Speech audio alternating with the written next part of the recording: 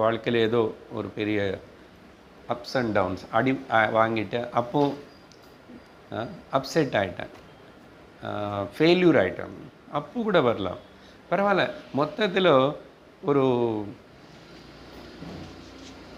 Curiosity மூலமாக enquiry, விசாரணை தொடங்கிச்சேன்னா அதுதான் என்ன சொல்லணும், திரும்பி சுபமுகூர்த்தம். ஏன் இப்படி நடக்கிறது, இதெல்லாம் என்ன அசல், எப்படி நடக்கிறது, எதுக்காக நடக்கிறது, யாருக்காக நடக்கிறது, என்ன காரணமனே டிப்ரெஷன் ஆகாமல் ரைட் திங்கிங்கை இதுக்கு என்ன எங்கே தெரிஞ்சுக்கலாம் அப்படின்னு ஒரு